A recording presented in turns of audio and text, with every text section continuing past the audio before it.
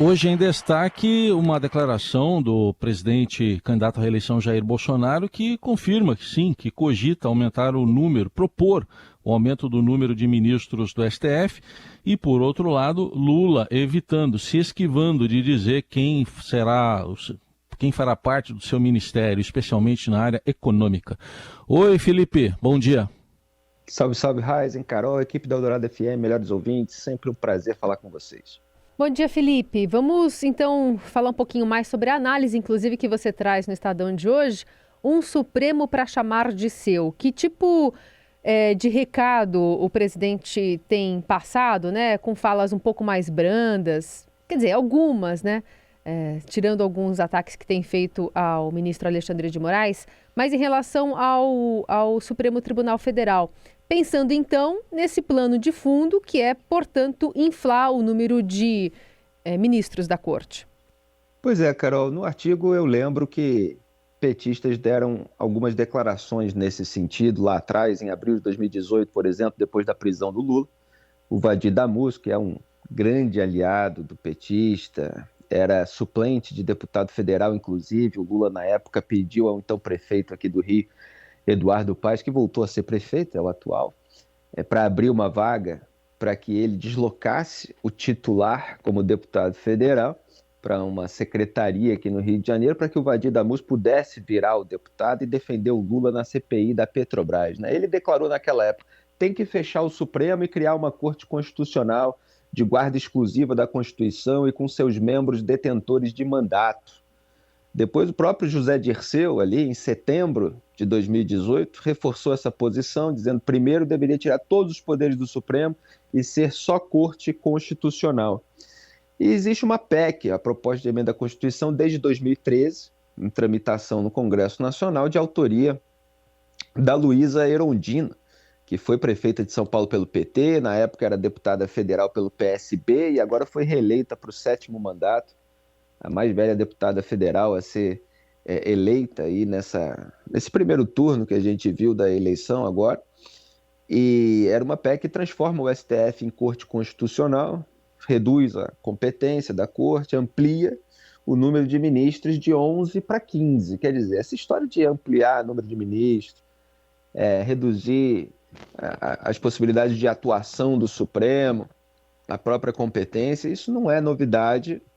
Isso aconteceu também, pelo menos como cogitação, como apresentação de projeto, no campo da própria esquerda. A PEC é a PEC 275/13, né? Barra 13 é porque é do ano de 2013.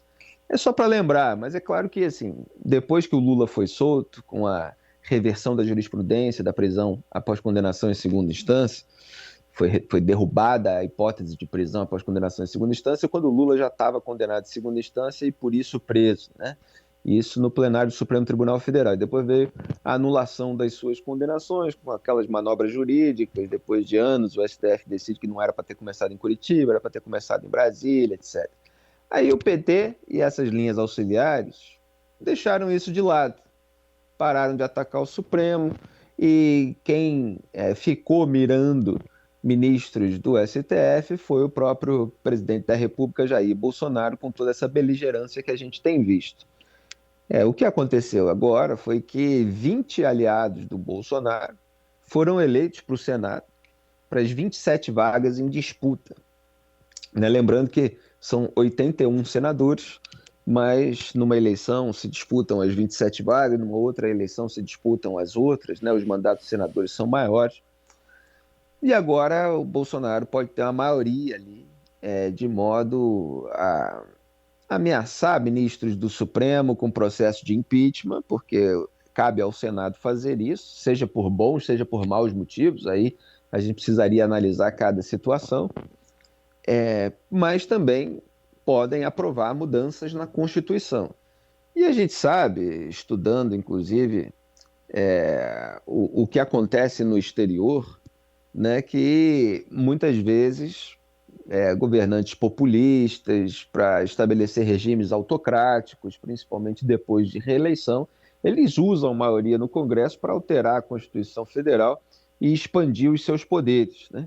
Então existe um receio legítimo, de que o Bolsonaro faça isso. E ele disse na sexta-feira passada que vai ficar para depois da eleição a discussão de um projeto para aumentar de 11 para 16 o número de ministros no STF.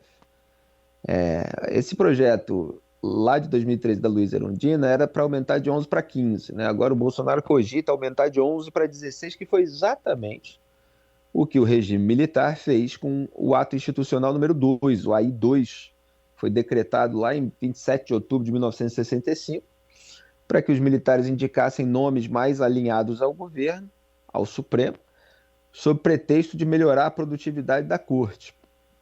Então sempre existe algum tipo de pretexto para que um partido, um grupo político, um regime tenha maior controle sobre o poder judiciário, de modo, claro, a servir a seus interesses sem maiores obstáculos, né? Houve cassação também, houve outras questões no regime militar, mas aí é bom lembrar uma declaração do Bolsonaro de 2021 que já mostrava qual é o critério dele para indicações de ministro do Supremo Tribunal Federal. Lembrando que ele já indicou o Cássio Nunes Marques, foi o primeiro, foi apadrinhado ali pelo Ciro Nogueira, que queria indicar para tribunais superiores desde 2019. Ciro Nogueira, velho cacique do Centrão, que Bolsonaro transformou em ministro-chefe da Casa Civil. E depois ele indicou o André Mendonça, que chegou a ser advogado-geral da União no governo dele, depois ministro da Justiça e Segurança Pública, quando Sérgio Moro saiu. Vamos ouvir qual é o critério do Bolsonaro para indicar ministro do Supremo. Pode soltar. Eu vou indicar para o Supremo quem toma cerveja comigo. É o critério da confiança, da lealdade mútua. Não basta apenas ter um bom currículo. É importante, sim, mas tem que falar a minha linguagem. Pois é, esse é o critério de Jair Bolsonaro. Vocês veem que não tem nada a ver com reputação ilibada, um grande conhecimento jurídico, né, uma independência. Não, Bolsonaro sempre quer gente nossa, né, que é uma expressão que ele costuma usar. Então é quem toma cerveja com ele, quem ele tem confiança, quem tem lealdade mútua, quem faz aquilo que ele quer. Tanto que ele já deu declaração aí de que tem 10% do Supremo, quando o Cássio Nunes Marques estava lá com alguns processos na mão.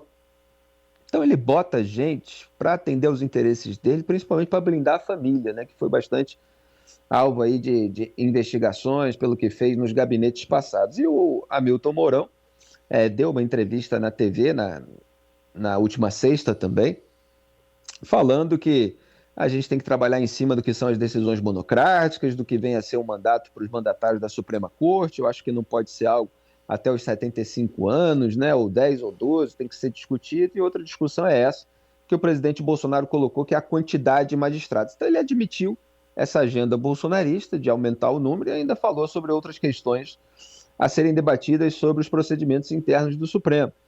Essa questão é menos sensível da decisão monocrática. O próprio Jair Bolsonaro, ele já foi contra uma restrição a esse poder individual de um ministro do Supremo, de por meio de uma decisão monocrática, enfim, causar ali efeitos que muitas vezes rendem uma repercussão bastante negativa. Então, o Bolsonaro teve a oportunidade de fazer isso. O deputado federal Kim Kataguiri fala bastante a respeito, porque ele defendia essa restrição, mas não fez. Aí agora está misturando isso com essa hipótese de aumentar o número de ministros, que é claro que é vista com receio, porque aí o presidente pode ter um controle total ali sobre o Supremo e, portanto, sobre o Poder Judiciário, já que é a mais alta corte do país. E agora o Bolsonaro está condicionando deixar de lado esse aumento do número de ministros, que, como ele próprio disse, pulveriza o poder deles, se o Supremo baixar um pouco a temperatura. Foi o que ele falou ontem, domingo. Afinal, já temos 2 pessoas garantidas lá, que é o Cássio e o André Mendonça. Tem mais gente que é simpática a gente. Ele admitiu isso, quase sem querer. Eu falo bastante a respeito, já vou comentar. E tem mais 2 vagas para o ano que vem, que são as vagas que vão ser abertas pelo Ricardo Lewandowski e pela Rosa Weber. Quando ele fala que tem mais gente que é simpática a gente, é bom a gente lembrar que o Flávio Bolsonaro conseguiu foro privilegiado no Supremo Tribunal Federal. Conseguiu, por decisão do STF, um foro privilegiado retroativo, né, que não é no STF, é o foro de deputado estadual, mesmo ele já sendo senador. E isso foi na segunda turma, com o voto do Cássio Nunes Marques, que o papai botou lá, o Gilmar Mendes, que também é muito próximo do Bolsonaro, embora tenha ficado irritado aí que o Bolsonaro privilegiou aí uma vontade do Cássio Nunes Marques na hora de escolher um ministro para o STF recentemente, mas é próximo. E o Ricardo Lewandowski, eles garantiram. Então o Bolsonaro posa de antissistema, falando contra o Supremo Tribunal Federal, quando na verdade está lá tomando cafezinho com o Gilmar, comendo pizza com Toffoli, abraçando sábado à noite. Então, assim, olha, lulistas e bolsonaristas querem o STF para chamar de seu, né? Principalmente aí nos momentos mais sensíveis para eles. A diferença é que o Lula já conseguiu a impunidade. Então, assim, o Lula ele tem mais maioria, ele tem maioria no Supremo para os assuntos mais sensíveis para ele, e o Bolsonaro está querendo ter. E o Bolsonaro ainda teme a prisão dele, dos filhos, teme ter um governo que seja alvo de medidas do STF contra suas decisões. Então ele ainda cogita essa hipótese e usa como chantagem política a possibilidade de alterar a Constituição para diminuir o poder dele. Então, assim, se o Supremo se comportar direitinho, aí a gente abandona essa ideia, senão a gente vai ter que levar isso adiante. É assim que está a política brasileira. Bom, os critérios para a Suprema Breja Federal nós já conhecemos, então, mas e para indicação de ministro, hein? Para indicação de ministro num eventual governo Lula, especialmente na economia, tá mais difícil ter alguma pista?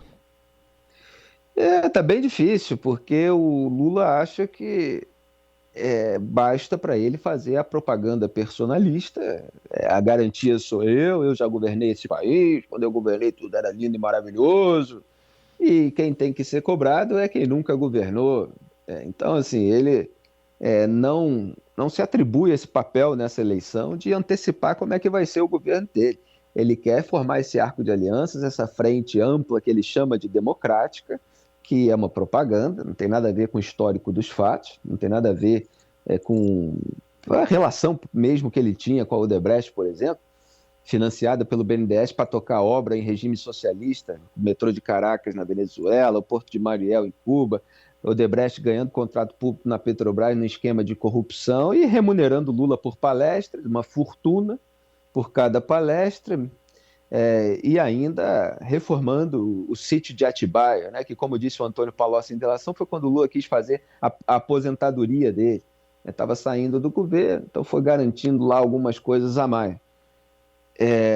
Não tem nada a ver com o mensalão, com o petrolão, esquemas que corroeram a democracia, fraudaram por dentro. Mas ele quer insistir nessa pose de conciliador e quer que caia no colo dele por gravidade o governo, sem que ele rompa deliberadamente com as propostas estatistas que são parte aí da militância dos gurus petistas e que acabaram gerando toda essa rejeição que ainda existe, se revelou no primeiro turno, em relação aos mandatos do PT, inclusive com a corrupção, é claro. Então ele não faz nenhum aceno mais liberal nesse momento em que alguns indicadores econômicos estão melhorando, né? Então, até quem torce aí para ele queria que ele fizesse. O próprio André Siciliano aqui do Rio de Janeiro, PT, presidente da Alerj, queria que ele nomeasse logo Meirelles, Henrique Meirelles, né, para dar uma acalmada no mercado, além de escrever carta para os evangélicos e tal, mas o Lula não quer não. Vamos ouvir o que o Lula disse.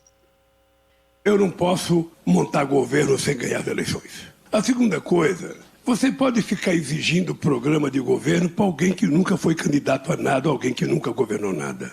Para um partido que já governou esse país 13 anos, para um presidente da República que teve um mandato mais bem sucedido na economia. Por que as pessoas querem que eu apresente o ministro da Fazenda? Se eu apresentar eu perco 10. Se eu apresentar 10, eu perco 50, porque eu vou saber da cabeça de vocês quem quer ser ministro. Eu sou louco de indicar um? Não.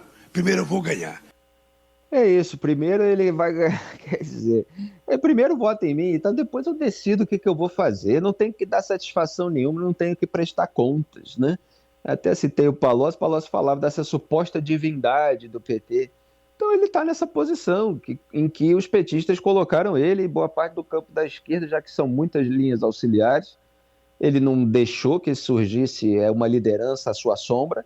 Ele sempre escolheu gente que não ameaçava a liderança dele para colocar no lugar, né? Foi assim com Dilma Rousseff, ele sabia que nunca ultrapassaria a sua carcaça política, a sua repercussão. Ele escolheu Fernando Haddad, que perdeu várias vezes a eleição, né? E está para perder a segunda não, no segundo turno contra o Tarcísio de Freitas, porque já perdeu para o João Dória no primeiro turno em São Paulo, mesmo assim o Lula escolheu para concorrer em 2018 com o Bolsonaro, perdeu, agora está em segundo lugar, com muita dificuldade de fazer uma virada no segundo turno. Então, assim, o Lula quer que votem nele pela rejeição ao Bolsonaro. A campanha dele é baseada nisso. Rejeição ao Bolsonaro, eu não sou o Bolsonaro, eu já governei esse Brasil, não preciso detalhar nada, não preciso explicitar a agenda econômica, votem em mim que depois eu decido o que fazer, porque nesse momento, se eu escolher um nome, se eu citar um nome, aí pode gerar ruído, que é a frente ampla para lugar nenhum, sem plano nenhum. Se você diz aí o Henrique Meirelles, ou você gera um desconforto, um incômodo em boa parte dessa frente ampla.